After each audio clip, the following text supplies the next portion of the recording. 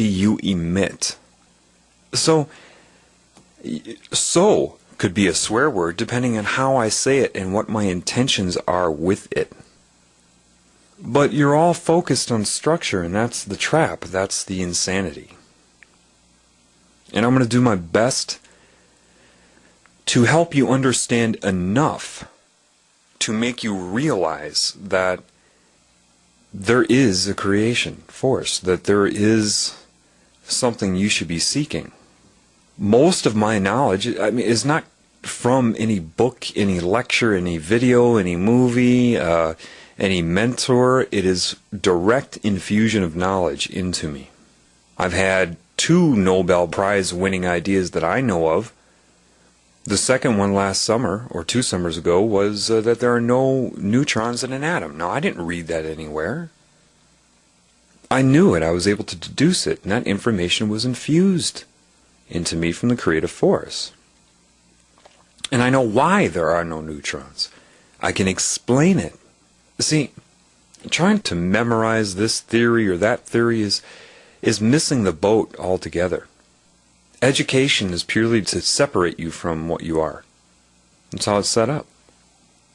As a child is growing, you could have the child have a really good understanding of what the universe is by age 4, 5, 6. And so the next phase has to occur, which is that which gets you to see for yourself.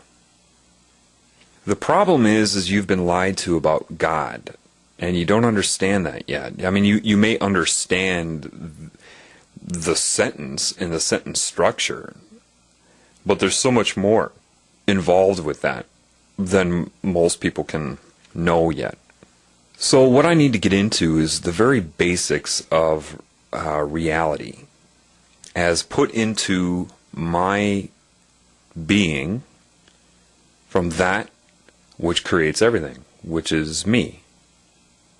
And you're like, what? Well, it's also you. And that's going to be very hard to understand. When I say it like that, it sounds like a fortune cookie. It sounds like, some sort of, like I should be floating, on some sort of bobbing mushroom. And, it's, that's the best a human being can grasp that. Well, it's time to show you what you can grasp and how easily you can grasp it. And we'll start with the nature of reality. Telling somebody that reality is an illusion is not going to do much. So I need to make that more clear to you. Since everything is that way, there is no such thing as an illusion, so therefore it cancels itself out. Put it this way, all of the cells in your body are consciously aware.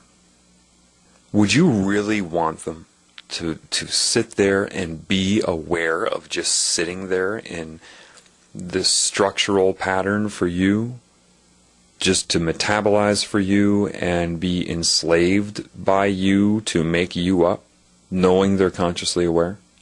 Or would you want them to be able to dream up a holographic reality that seems real so they can all interact with each other on a level that doesn't really affect you, and you are happy that they could do it? I mean, which would you want?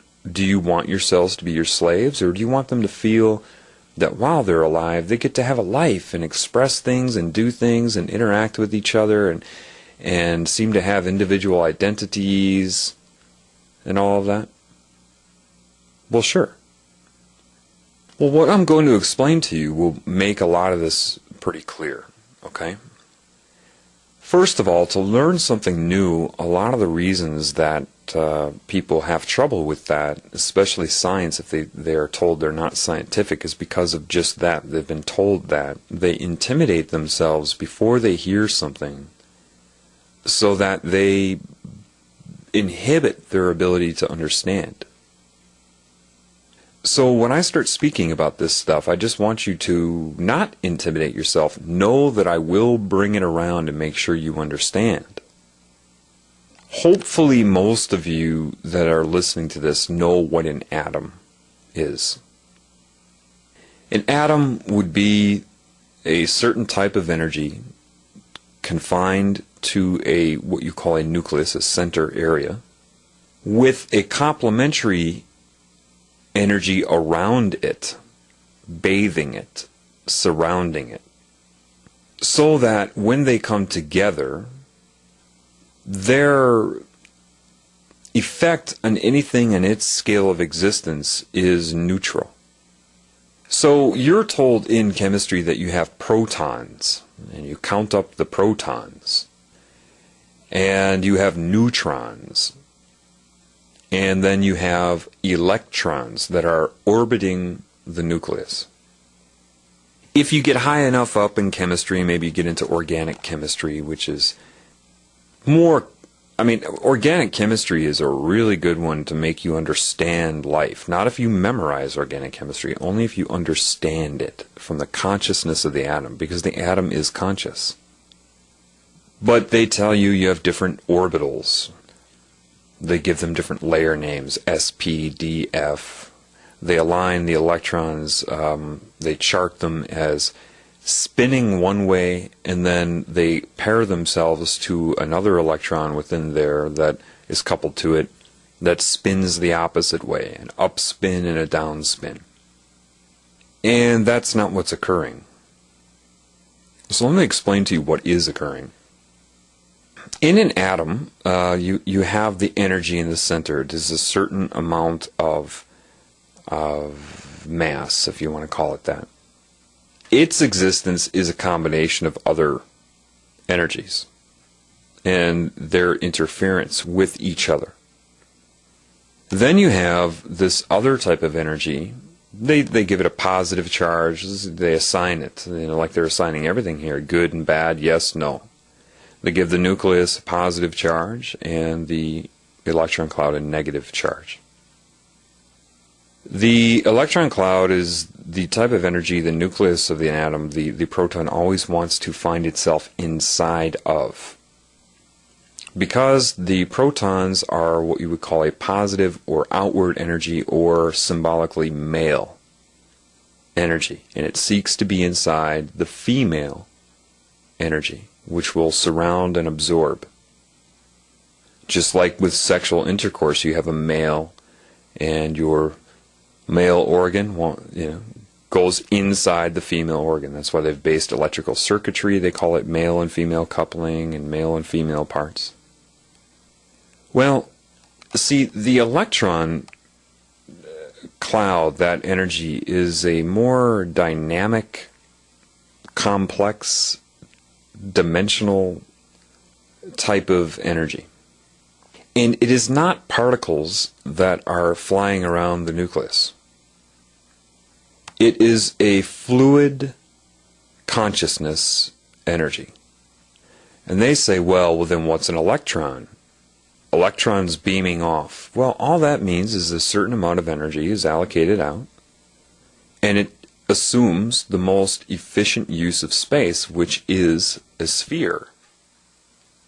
But when it comes back into an electron cloud, it delocalizes itself and becomes part of, like a droplet falling into the ocean.